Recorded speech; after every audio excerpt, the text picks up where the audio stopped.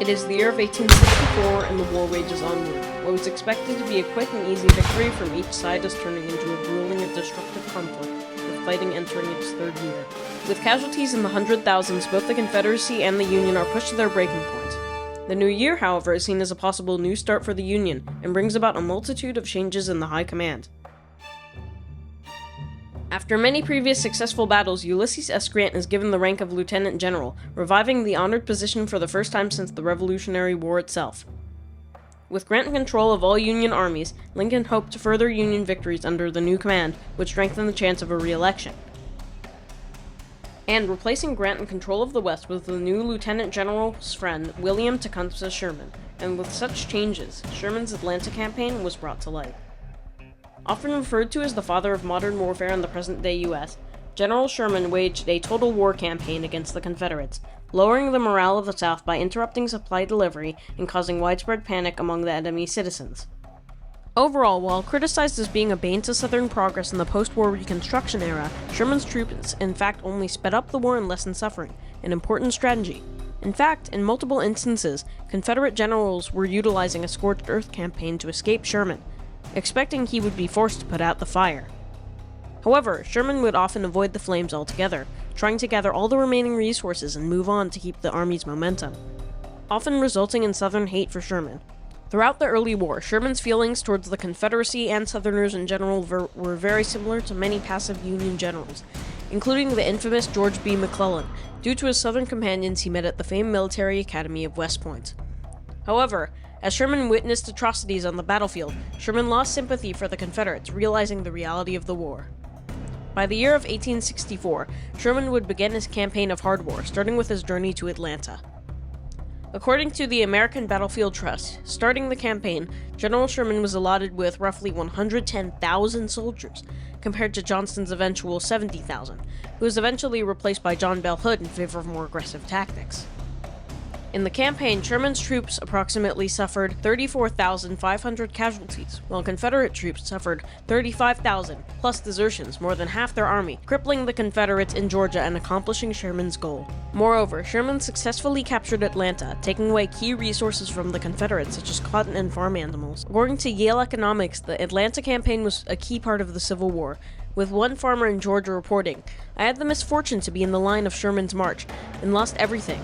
Devon cows, merino sheep, Chester hogs, Shanghai chickens, and in fact everything but my land, my wife and children, and the clothing we had at the time," showing the hate felt towards Sherman by many Southerners. In terms of equipment and numbers, there were significant differences between General Sherman's troop and those of General Johnston during the American Civil War. Sherman's forces generally had the advantage in both aspects, which Sherman utilized in both the Atlanta campaign and Sherman's march to the sea, allowing his troops to pursue a more aggressive strategy and forcing Johnston to defend. Overall, equipment was a massive factor. Union troops were typically better equipped than their Confederate counterparts. This was primarily due to the North's industrial advantage, which allowed them to produce more firearms, ammunition, uniforms, and other supplies. On top of this, Sherman's army had access to the latest weaponry and technological advancements of the time, including repeating rifles and artillery pieces. This gave them a significant edge in firepower over Johnston's forces. Additionally, the Western Union Army had more superior resources. Altogether, they outnumbered Confederate forces throughout much of the Civil War, with the Union forces nearly double that of the Confederacy. The numerical superiority was particularly evident during Sherman's famous March to the Sea campaign, where Sherman was able to sustain heavy losses unencumbered. On the opposite side, Johnston's army, representing the Confederate forces, typically faced the challenge of being outnumbered and outmanned by Union troops. This put them at a strategic disadvantage in some places, especially in prolonged engagements, continually forcing Johnston to run from Sherman, eventually leading to the capture of Atlanta, a gift which secured Lincoln's victory and the continuation of the Civil War. Overall, Sherman understood the brutality of war and was able to do what he needed to win, not defeat the other army necessarily. Although faced with many losses at battles such as Pickett's Mill and New Hope Church, Sherman was able to continue pushing the conservative, defensive Confederates back through Georgia using hard war and aggressive tactics to push them to their breaking point. During the Atlanta campaign, Sherman faced off against two vastly different Confederate generals, Joseph Johnston and his replacement John Bell Hood. While Johnston provided more defensive strategies and hoped to tire the enemy using a similar strategy to George Washington in the Revolutionary War, Hood was extremely aggressive, hoping to face the Union Army head-on to directly halt them in their path. Although neither saw much victory, Johnston's strategy saw more success, with even one-sided casualties in the Union in battles such as Kennesaw Mountain, as Sherman was forced to give chase to Johnston's smaller army. However, as Union troops in the Atlanta campaign moved for a three-pronged attack centered at Atlanta, Johnston was forced to stop running, where he would be replaced with the aggressive John Bell Hood, who overall consistently lost his defensive advantage by trying to attack and flank the better-equipped, numerically larger Union army controlled by Sherman.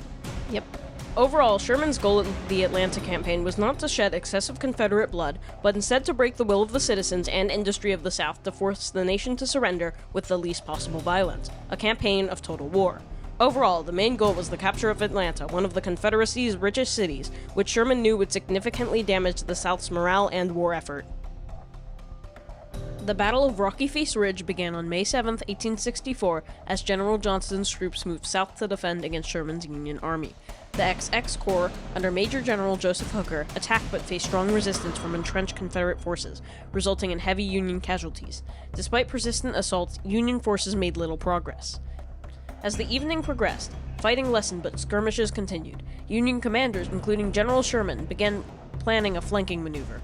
On May 8th, Union forces, with Hooker's XX Corps engaging the front, executed flanking movements led by Major General James B. McPherson. After several days of difficult maneuvering, they succeeded on May 13th. Confederate forces, recognizing the threat to their flank, withdrew from Rocky Face Ridge, allowing Union troops to occupy the abandoned positions. This strategic Union victory forced the Confederates to abandon their defenses and marked the beginning of the larger Atlanta campaign, highlighting the strategic and tactical challenges faced by both sides. Next, Sherman continued his advance into Georgia, with the Confederates close in proximity. On May 5th, before the Battle of Rocky Face Ridge, General Johnston ordered Brigadier General Cantey to secure Resaca, a town along the Western and Atlantic Railroad vital for transporting resources to the Western Confederate armies. Following the Confederate withdrawal from Rocky Face Ridge, the main forces amassed in Resaca to protect the supply line. The Confederates moved into defensive positions around the town, with Camp Creek separating the Confederate troops to the east and Union troops to the west. It took Sherman 5 days to arrive, with major Union forces amassing on May 14th. Meanwhile, General Sweeney's 16 Corps crossed the Ustantia River at Lay's Ferry to threaten the railroad and attack the Confederate Army. General Schofield's 23 Corps and General Howard's 4 Corps attacked across Camp Creek, but were repelled due to difficult terrain and heavy Confederate fire. The May 14th assaults caused heavy Union losses, leading to a withdrawal by the afternoon. The Union then relied on artillery to bomb Confederate supplies. On May 15th, Lieutenant General Hood instructed his division commander, Stevenson, to position cannons to disrupt the Union lines. As the cannons were set up, Union forces attacked. While repelled elsewhere, Brigadier General Ward's brigade broke through the Confederate cannons. The ensuing fierce resistance left the battery abandoned, with neither side able to claim it. By afternoon, both sides resorted to minor skirmishing and artillery strikes. After dark, Union Brigadier General Geary successfully ordered troops to drag the cannons back into the Union lines. Despite driving back Sherman's frontal assaults on the 14th and 15th, Johnston learned that Sweeney's division somehow had crossed the Ustantia River behind Confederate lines. Realizing he had been flanked, Johnston ordered a withdrawal on the night of May 15th. Confederate troops attempted to burn bridges to slow the Union pursuit, but the Union quickly repaired them. While the Union captured Resaca, numerous failed assaults led to heavy casualties, resulting in a stalemate. The Battle of Resaca highlighted the costly nature of the Confederacy's defensive tactics and the prolonged struggle ahead, showing that this war would last much longer than originally thought. Following the success at Resaca, Sherman conducted a flanking maneuver around General Johnston's Confederate Army still. On May 25th, Sherman's army reached New Hope Church, encountering entrenched Confederate defenses. As Sherman split his forces in three, one of the lines was New Hope Church, which was at the center.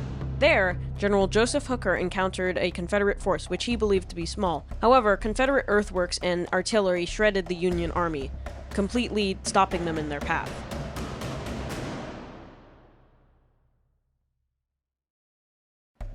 Additionally, on the Confederate right wing, Sherman was going to try to flank them using General Howard's troops.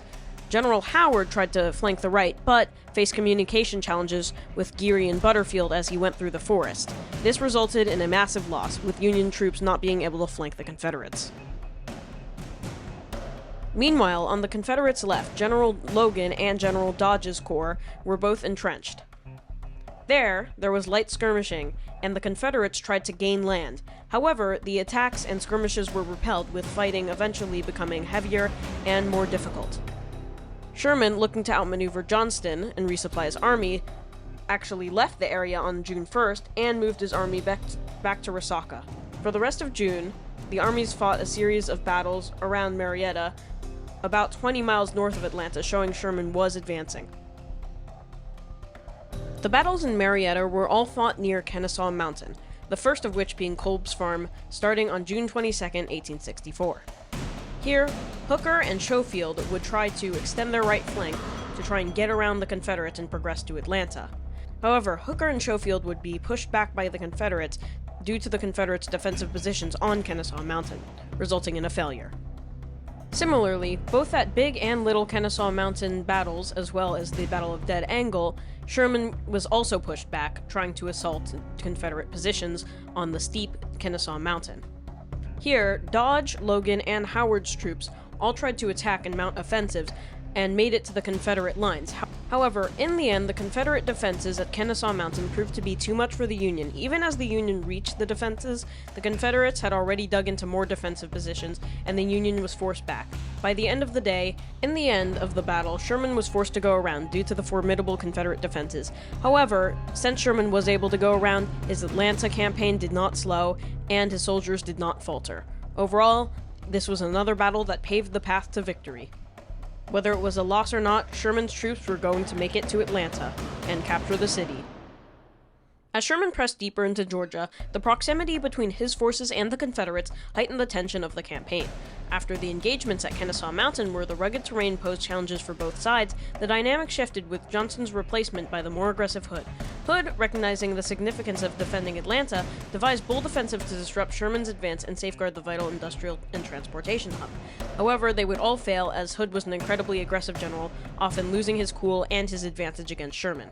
On July 20th, 1864, the Battle of Peachtree Creek erupted as Hood launched a daring attack, aiming to catch Thomas's Army of the Cumberland off guard. Despite initial successes in pushing back Union forces, Hood's assault faltered against the stout Union defenses and the timely arrival of reinforcements, not to mention the better technology. Undeterred, Sherman maintained his methodical approach, deadly encircling Atlanta with flanking maneuvers and probing attacks, slowly dealing blow after blow to Hood, tightening the grip around the city. But by July 22nd, Sherman's forces positioned themselves to directly threaten Atlanta. Hood resolved to break the siege, orchestrating a daring counterattack east of the city, leading to the Battle of Atlanta. Hood's strategy focused on striking McPherson's Army of the Tennessee, intending to exploit perceived vulnerabilities in the Union lines. With Hardee's corps executing a wide flanking maneuver, the Confederate forces launched a fierce assault on the Union positions. Tragically, during the chaos of the battle, McPherson, an important Union general riding to assess the situation, fell victim to Confederate skirmishers, dealing a significant blow to the Union command. Despite this setback, Union forces under Logan and Blair rallied swiftly, repelling the Confederate onslaught with resolute defensive stands and effective artillery barrages, with once again their superior technology and higher numbers. Entrenched and prepared, Union troops inflicted heavy casualties on the attacking Confederates, thwarting Hood's ambitious plan to outflank and crush the Union left. However, Hood's plan was doomed to fail, with him having less resources and less numbers in terms of soldiers. The tenacity of the Union defense, coupled with the timely reinforcement, spelled defeat for the Confederate forces. By late afternoon, Hood's troops were forced to retreat into the defensive fortifications of Atlanta, unable to break the Union siege. And at Ezra Church, Sherman continued to tighten his grip on Atlanta after victories at Peachtree Creek and Atlanta. Hood aimed to disrupt Sherman's operation and protect the city, targeting Howard's Army of the Tennessee at Ezra Church on July 28th. Confederate assaults by Walthall and Stuart were repelled with heavy losses due to Howard's prepared defenses. Then, Sherman, resolute in severing the last Confederate supply lines into Atlanta, turned his focus to the Macon and Western Railroad, a last nail in the coffin of Hood's army. By August 1864, Union forces had inflicted considerable damage on Confederate defenses and infrastructure around Atlanta. Facing mounting pressure as his supply lines dwindled, Hood devised a plan to target the railroad at Jonesboro. Initiating a strategic maneuver on August 25th, Sherman deceived Hood by feigning an attack on Atlanta's northern defenses while secretly moving the bulk of his forces south. This maneuver aimed to concentrate Union strength against the vulnerable railroad, Hardee leading Confederate defenses, which dispatched to halt Sherman's advance. By August 31st, Union forces led by Howard reached Jonesboro and began constructing defensive positions.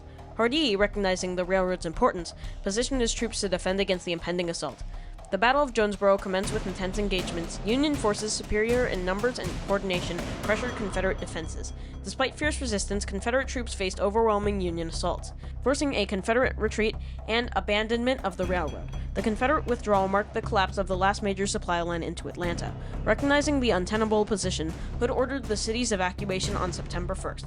Union forces entered Atlanta on September 2nd, securing a decisive victory that significantly boosted Northern morale and weakened the Confederacy's war effort. Jonesboro marked the end of organized Confederate resistance in Georgia under Hood's command, setting the stage for Sherman's audacious March to the Sea. This campaign aimed to cripple the Confederacy's capacity to continue fighting and hasten the end of the conflict, demonstrating Sherman's strategic dominance and inexhaustible advance toward ultimate victory. So, facing the inevitable victory of the Union Army, Confederate General John Bell Hood evacuated Atlanta on the night of September 1st, 1864. Hood's forces exploded their munitions train to prevent it from falling into Union hands, resulting in a massive explosion that echoed through the night and burned their other supplies in ravaging fires.